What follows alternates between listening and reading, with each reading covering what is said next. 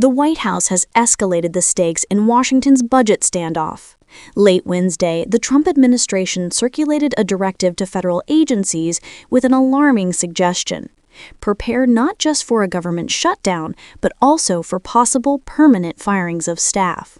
The memo, issued by the Office of Management and Budget, instructed agencies to use this shutdown as an opportunity to consider reduction in force notices, meaning layoffs of workers whose roles are not in line with the president's priorities.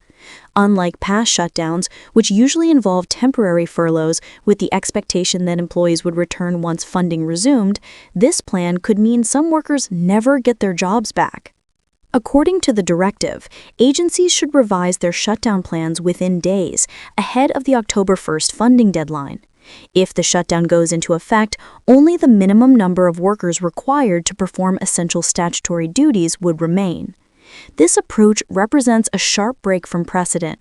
Historically, furloughed employees could count on reinstatement once the government reopened, but now the administration is signaling it may use the shutdown to shrink the federal workforce permanently. The move, first reported by Politico, quickly drew backlash.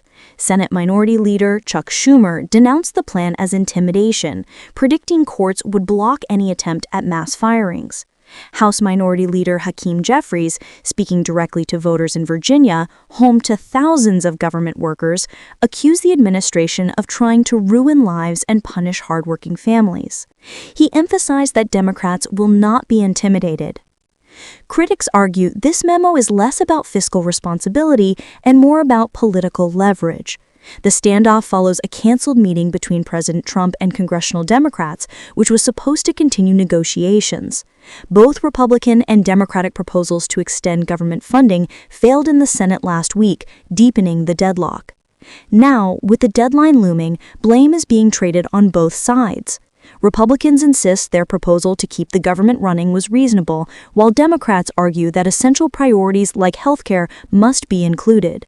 Neither side reached the 60-vote threshold needed to advance their bills. As negotiations remain stalled, the White House memo makes clear that the administration intends to place the responsibility squarely on Democrats if a shutdown occurs, yet legal battles are almost certain if permanent job cuts are attempted, given that courts have previously struck down similar efforts.